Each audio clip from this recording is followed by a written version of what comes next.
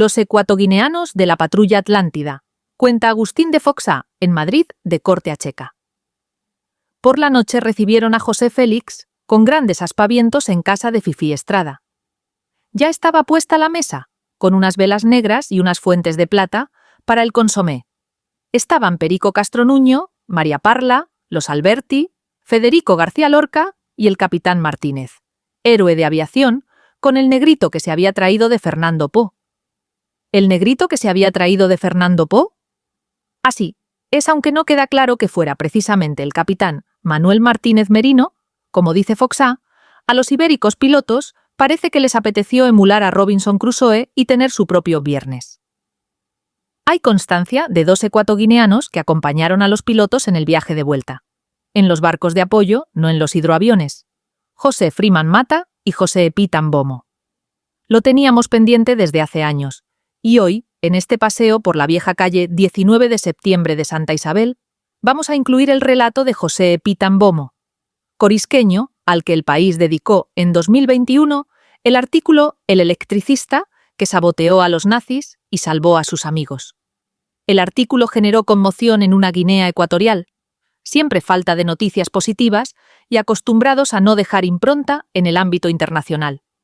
Las redes sociales se llenarán de expresiones espontáneas como esta. Es una de las historias más increíbles, bonitas y emocionantes que he leído, y es sobre un guineano de Corisco. Orgullosos, tampoco pasó desapercibido que Mbomo, conocido también como Johnny, era tío de la poeta Raquel Ilombe. Otro día hablaremos de Freeman, pero hoy es el turno de Epita. El guineano se formó como mecánico de aviones y se casó con una blanca en Murcia en 1936. En el exilio dirigió un grupo local de la resistencia francesa.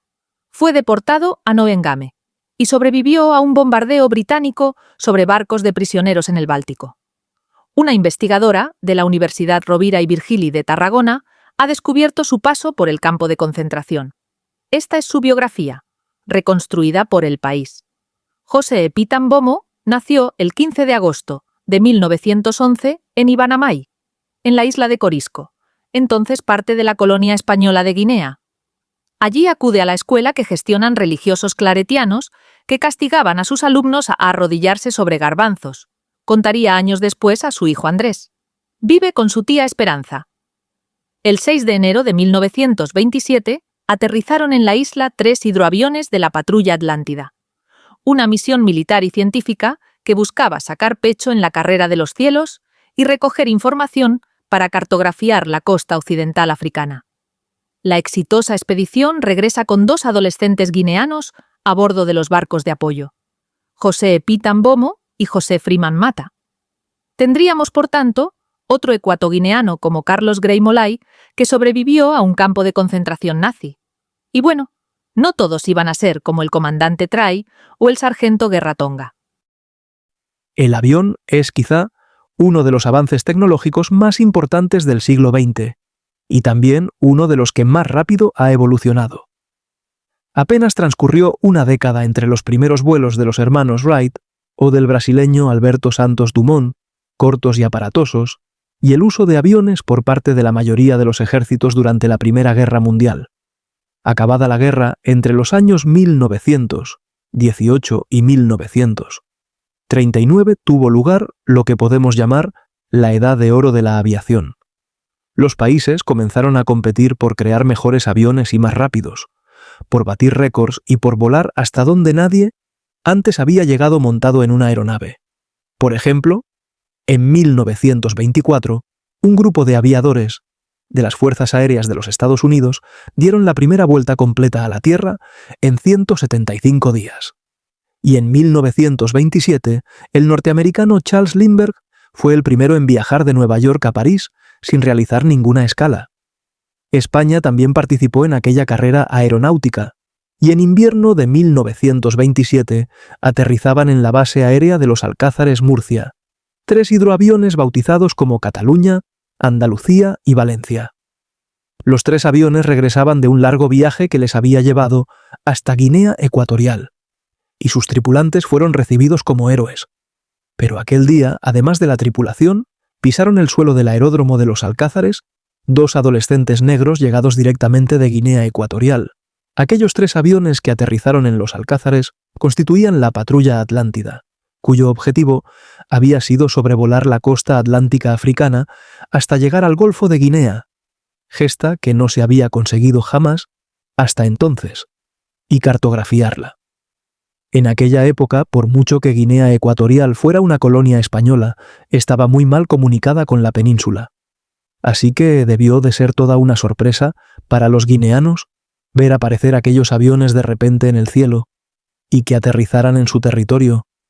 Quizá fue precisamente aquella visión lo que impresionó a 2 adolescentes de 16 años de la isla de Corisco. Se llamaban José Freeman y José Epita Mbomo, y ambos se embarcaron en los hidroaviones de la Patrulla Atlántida cuando inició su regreso a España. Algunas fuentes afirman que la tripulación se había traído a los 2 jóvenes como una especie de trofeo, para demostrar que efectivamente la expedición había llegado hasta su destino. Pero, de todos modos, nada parece indicar que ninguno de los chicos viajara obligado, y nadie se desentendió de ellos al llegar. Al contrario, José Epita Mbomo consiguió un trabajo en el aeródromo y fue apadrinado, prácticamente adoptado, por la familia de uno de los oficiales de los Alcázares. Y prosperó. En apenas 2 años José Epita se había convertido en mecánico de aviones en la base, y se formaba como electricista. Estaba integrado y progresaba. Entonces, una noche de carnaval, José decidió asistir a un baile que se celebraba en un casino de la zona. ¿No te da miedo de noche? Aunque José Epita se había integrado en su pueblo, eso no significa que todo el mundo lo aceptara por igual. De hecho, esa noche de carnaval, al entrar en el pabellón donde se celebraba la fiesta, mucha gente se escandalizó. La orquesta dejó de tocar. Las madres agarraron a sus hijas para que no se apartaran de su lado. Y sin embargo, José acabó bailando con una chica. Se llamaba Cristina. Si José había sido valiente al ir a una fiesta en la España de principios del siglo XX, sin importarle tener que enfrentarse a comentarios y actitudes racistas, Cristina no lo había sido menos. El hermano de Cristina conocía a José de la Base, por lo que, pese a la resistencia de los amigos, acabó presentándolos. Y esa noche bailaron. A partir de ese momento, José y Cristina estuvieron juntos. Superaron el rechazo de los vecinos y de las amigas de Cristina, e incluso algunos ataques de los jóvenes de los Alcázares, que no estaban dispuestos a dejar que un chico negro se llevara a una de sus chicas. Por otro lado, la familia de Cristina, aunque quizá no los apoyara activamente, nunca se opuso al noviazgo. Así que, el 1 de enero del año 1936, José Epita Mbomo y Cristina Sáez se casaron. La boda, en aquella España de principios del siglo XX, levantó un revuelo tremendo no solo en Murcia, sino también en todo el país. A Cristina la gente le decía: «Uy, casarse con un negro.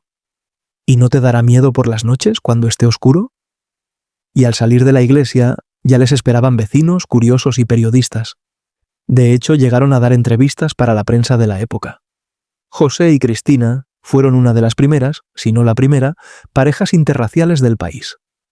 Durante un tiempo muy breve fueron felices, pero entonces estalló la Guerra Civil Española. Durante la Guerra Civil Española, parte del ejército se alineó con los sublevados del general Franco, mientras que otra parte se mantuvo fiel a la República, como es el caso del aeródromo de los Alcázares donde trabajaba José. Sin embargo, a medida que la guerra avanzaba y la República iba perdiendo terreno contra los sublevados, José se dio cuenta de que se encontraba en grave peligro, porque, además de ser un idealista, era un militante de izquierdas convencido. En ese periodo eso le habría costado años de cárcel o seguramente la vida. Así que José y su familia decidieron escapar. Primero lo hizo Cristina con sus 2 hijos y con su madre. Durante un tiempo permanecieron en Cataluña y luego, en 1939, pasaron al otro lado de la frontera, a Francia. No mucho después, José hizo lo mismo.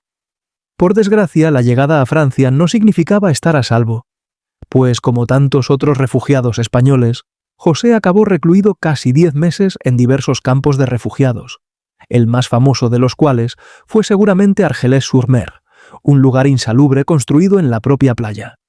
Las personas allí recluidas que eran gente inocente que escapaba de la guerra, tenían que dormir sobre la arena dura y fría, no disponían de suficiente comida ni atención médica y recibían continuos maltratos de los guardias. Aún así, José logró salir. Cristina le había conseguido un trabajo de electricista en la ciudad de Mérignac, cerca de Burdeos, y gracias a eso, por fin pudo reencontrarse con su mujer y sus hijos. Esa mala experiencia no logró que José perdiera sus ideales y su espíritu combativo, por lo que al estallar la Segunda Guerra Mundial, él siguió luchando. Cuando Francia cayó bajo las garras del nazismo, José se sumó a la resistencia que combatía al Tercer Reich, acompañado de partisanos franceses y republicanos españoles, exiliados como él. Entre otras acciones de espionaje y de sabotaje, el grupo de José hizo saltar por los aires un hangar lleno de vehículos del ejército alemán, y también saboteó el suministro de energía del aeródromo de Mérignac para impedir la salida de aviones. Solo con eso, José Momo habría sido un héroe merecedor de todos los honores, pero su historia no acaba aquí, porque en 1944, a causa de sus acciones en la resistencia, fue capturado por la policía francesa. Como tantos otros, José acabó en un campo de concentración, en su caso, Neuengamme, en Alemania. Las condiciones en el campo eran inhumanas. Hambre y miseria, maltratos continuos, trabajos forzados, enfermedades y muerte. Incluso para José, que al ser electricista se le asignó un trabajo que conllevaba ciertos privilegios, las condiciones eran durísimas.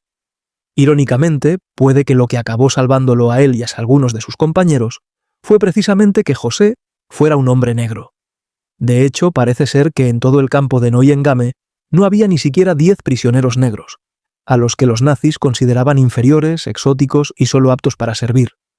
Así que José, además de electricista, también trabajó de camarero para los oficiales nazis del campo. De ese modo tenía acceso a las sobras de comida que compartía con sus compañeros. Los nazis, cuando vieron que la guerra estaba perdida, decidieron borrar todo rastro de sus crímenes. Eso significaba cerrar los campos de concentración, eliminar pruebas documentales, archivos, fotografías y a los prisioneros. José, como tantos otros, fue sacado del campo, ya fuera metiéndolos en trenes para ganado, sin ventilación, ni agua, ni espacio para respirar, o bien a pie en extenuantes marchas de la muerte, donde muchos morían de agotamiento, y muchos otros, los que no eran capaces de seguir el ritmo, eran ejecutados. Llegaron hasta el mar Báltico. José Mbomo acabó como prisionero en el Cap Arcona, un antiguo transatlántico de lujo. Habría que imaginar una nave muy parecida al Titanic. Allí, en las cubiertas superiores, los soldados y oficiales nazis disfrutaban del lujo del barco. En cambio, las bodegas estaban llenas de prisioneros, en condiciones todavía peores que las del campo que habían dejado.